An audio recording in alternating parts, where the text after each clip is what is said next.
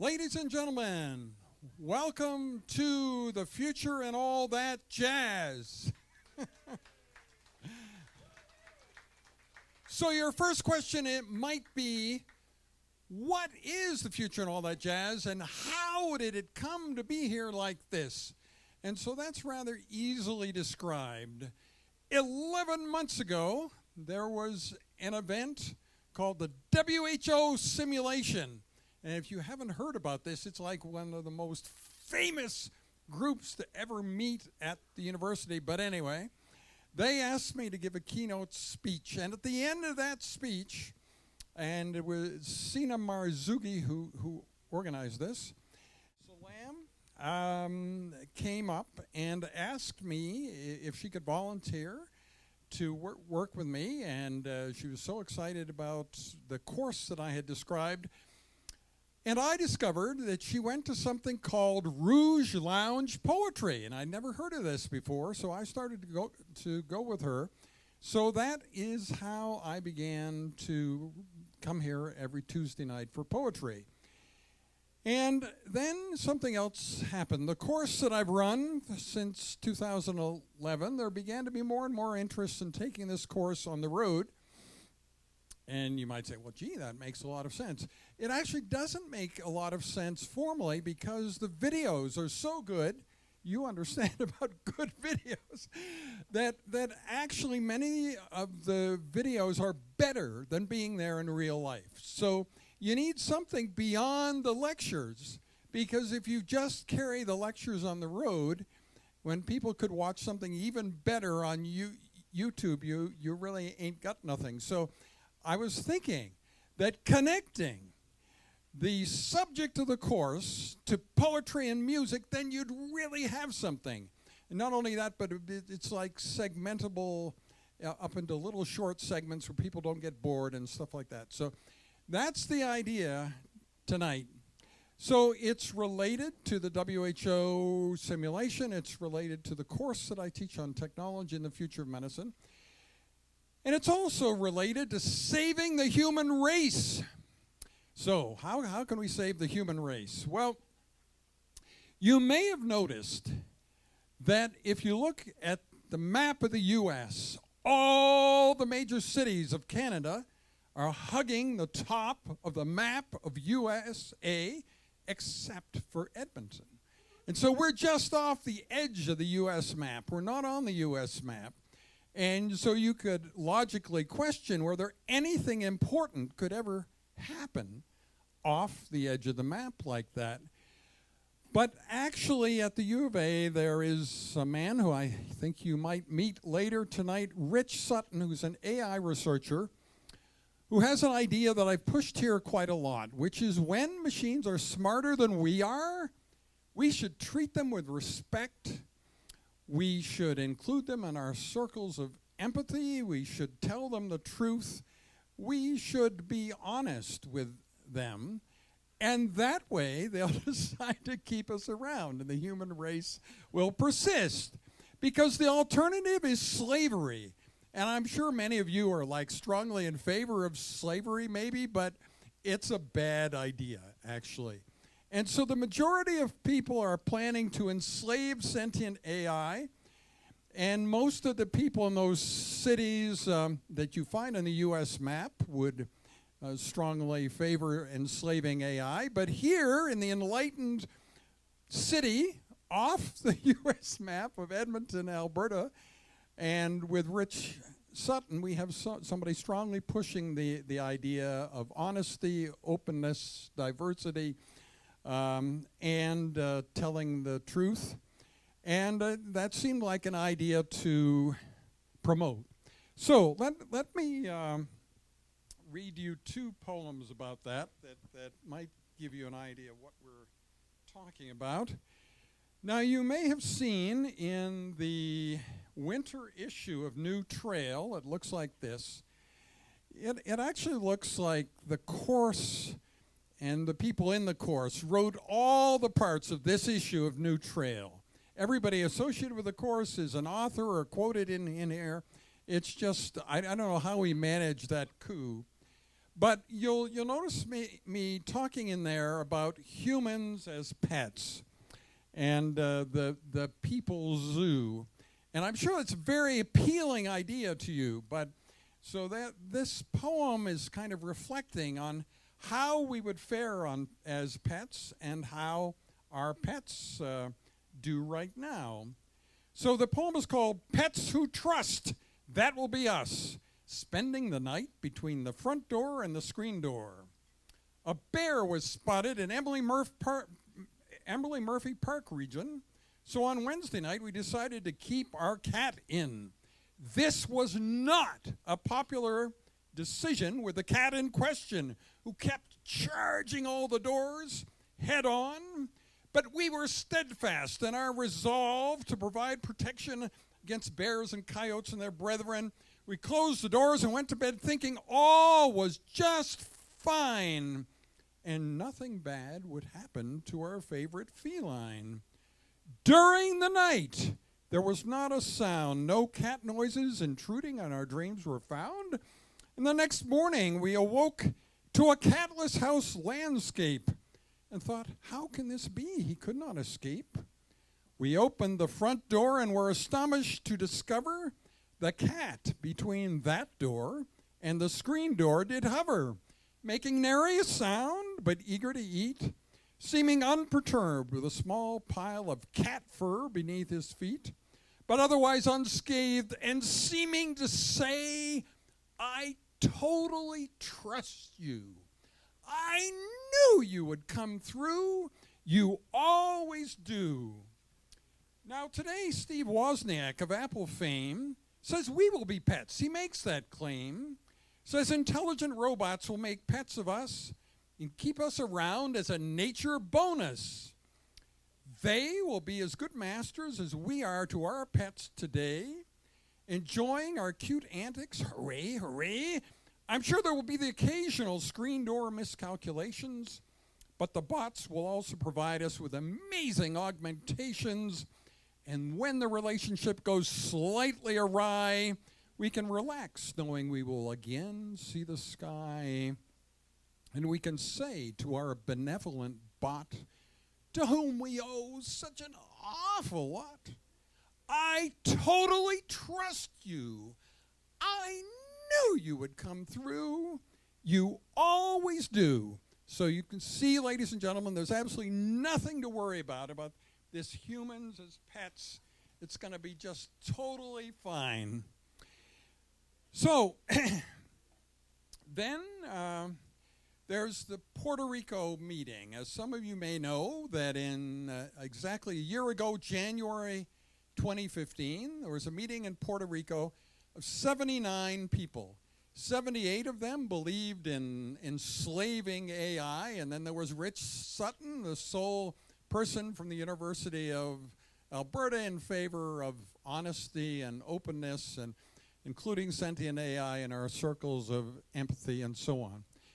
So that's what this poem is about. Big picture wish for diversity.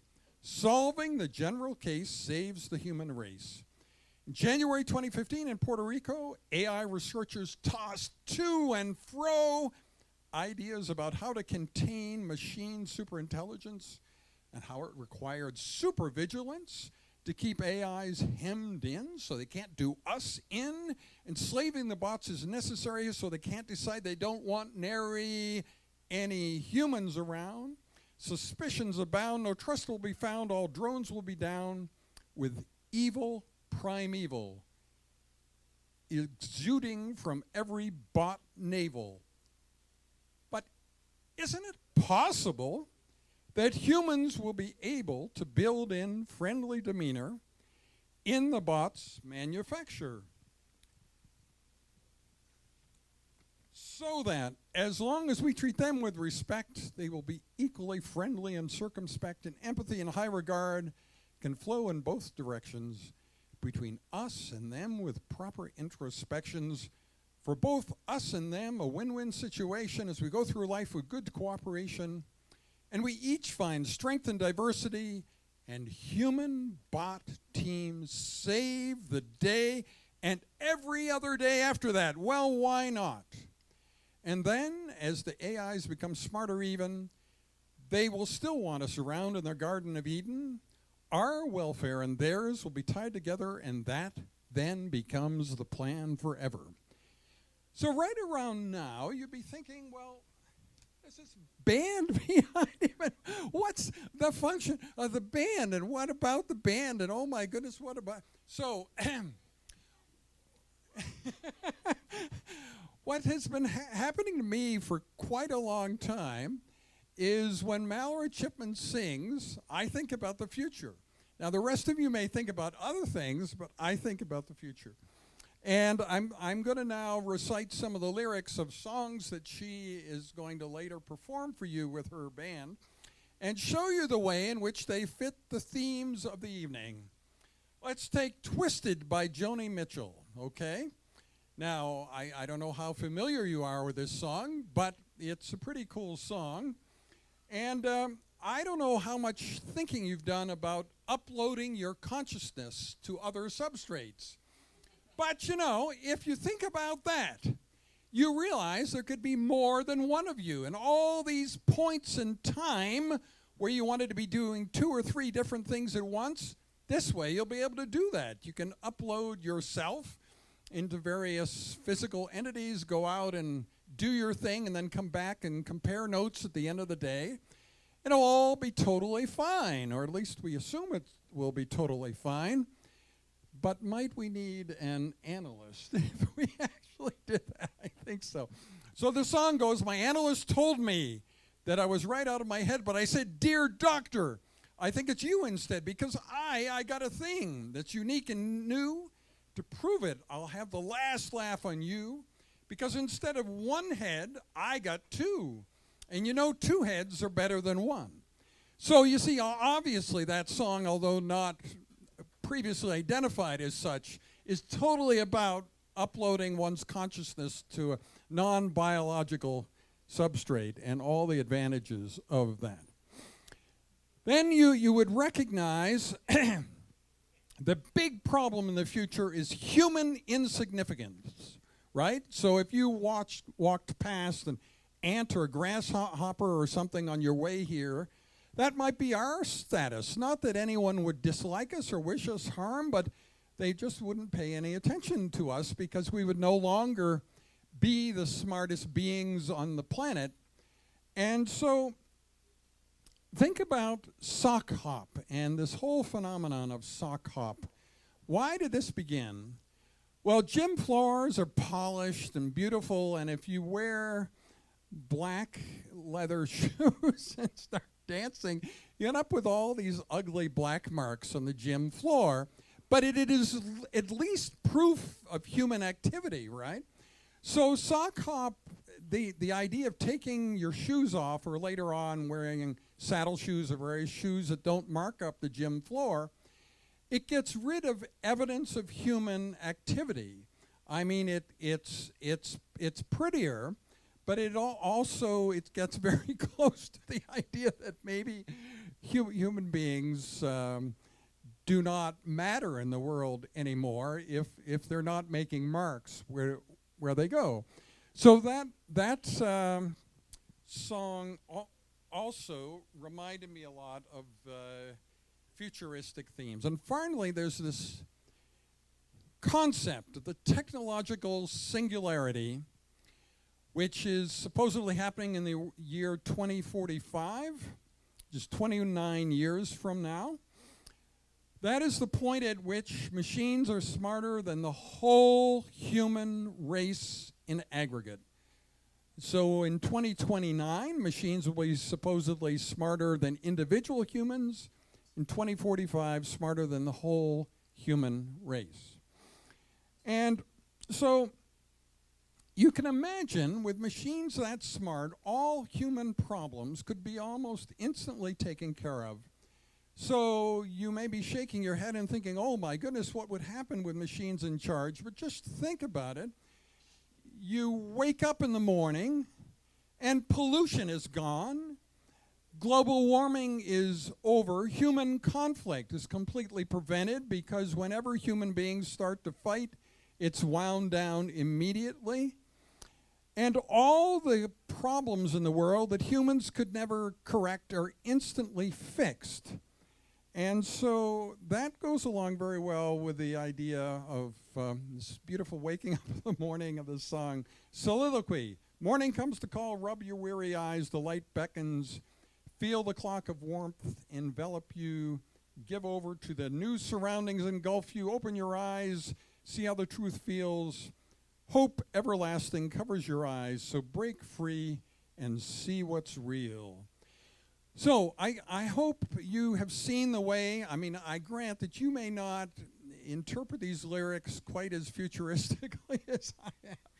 But anyway, so now what we're going to do is to do a short set of music, probably 3 songs, and they'll include two of the 3 songs I've just mentioned. And then we'll have poetry with 2 poems by each of our 4 poets, and then we'll have a second musical set.